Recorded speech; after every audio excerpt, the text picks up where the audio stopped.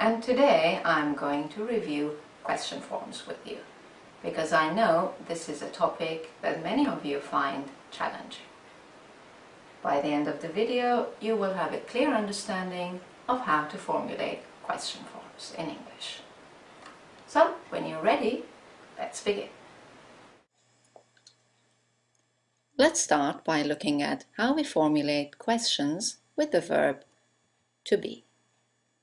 Let's look at our first sentence with the verb to be. It is common. Simply put the verb is behind the subject, it. Is it common? That's right. Let's look at another one. He was here. Put was before he. Was he here? We're ready. Are goes before we. Are we ready? And the last example, there were many people. Were there many people? Now let's look at how we formulate questions with modal verbs. First example, Joe can drive. Like the verb to be, all you need to do is to move the verb behind the subject. Can Joe drive? She could stay. Put could behind she. Could she stay? Let's look at another one. We should stop. Easy. Should we stop? You would like some tea. Would goes before you. Would you like some tea? I must find it. Must I find it? Now let's look at some other verb tenses. First, tenses where you can see the auxiliary. Again, it's easy enough. Just move the auxiliary before the subject. She's looking for a pen. Is goes before the subject. Is she looking for a pen? We're going to start. Are we going to start? They were leaving when he arrived. Put where before they. Were they leaving when we arrived? Here we have the present perfect with the auxiliary has. Just move it behind she. Has she just left? The past perfect. He had had dinner before going out. Just move had before he. Had he had dinner before going out? And finally, with the future tense, will. Simple enough, move will to the beginning of the sentence before the subject. Will prices fall? Now let's look at tenses where you cannot see the auxiliary. As you know, these are the present simple and the past simple. For the present simple, the auxiliaries you need to bring in are do and does. And for the past simple, did. Remember that do is for I, you, we and they, and does for he, she and it. Let's look at the first example. We have a deal. Notice that here have is the main verb. Therefore, we need the auxiliary do. Do we have a deal? John lives in London, present simple. Here we have John, he, so you need the auxiliary does. Does John live in London? Notice that the S disappears from live because it's on does. And finally, in the past simple, they went to the museum. The auxiliary is did. Put it at the beginning of the sentence and change went back to go. Did they go to the museum? Right, now that you have reviewed how to formulate questions, let's look at some question words. Who, what, where, when, how, why, how many, how much, how long, how often, how far. To formulate questions with question words, simply change your statement into question, add the question word, and then remove the answer. For example, this is for Susan. Let's ask a question with who. Change to question form first. Is this for Susan? Add who and remove Susan. Who is this for? He was watching a film. Let's ask a question with what. Change to question form. Was he watching a film?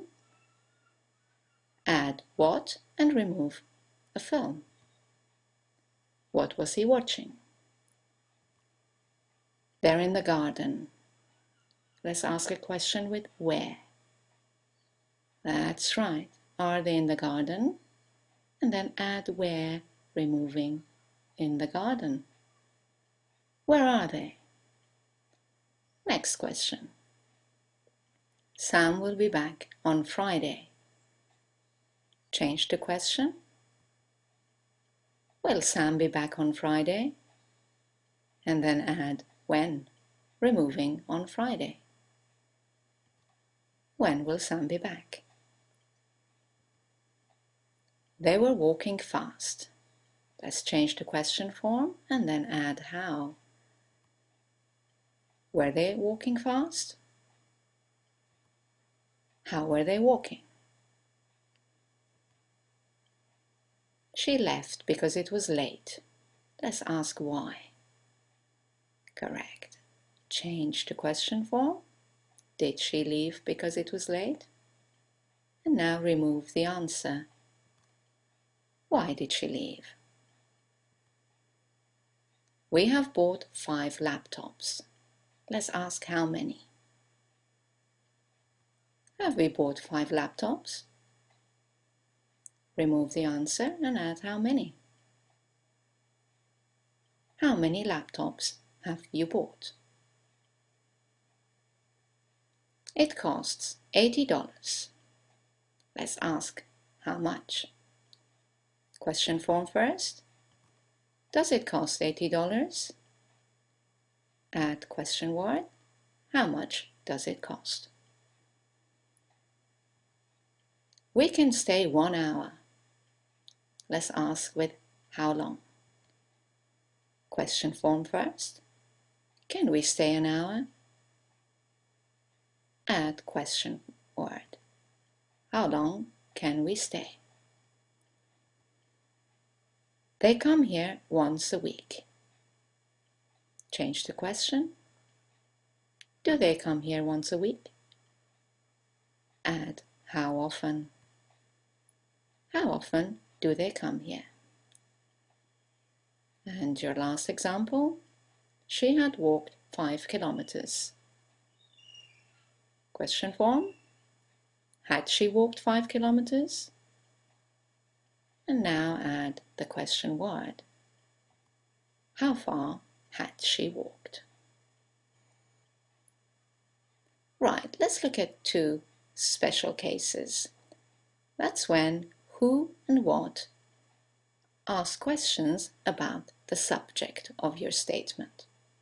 In this case, there is no need to change into question form.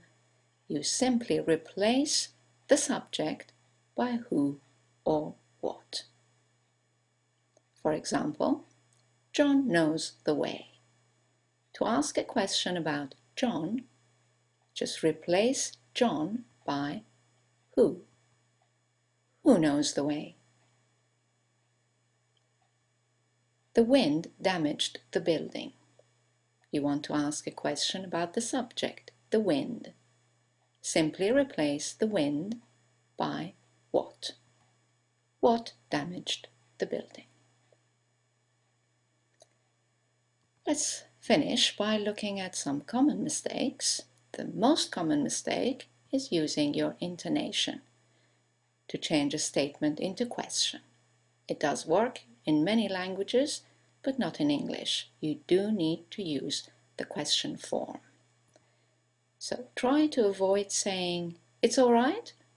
Always change the question form. "Is it all right?" You might hear, "You know the answer?" That doesn't sound very good in English. Use the auxiliary and change into question form. Do you know the answer? Let's look at another common one. Which you said? Doesn't sound good at all. Use the auxiliary. What did you say? Another common mistake is using two auxiliaries, or an auxiliary with a modal verb or with the verb to be.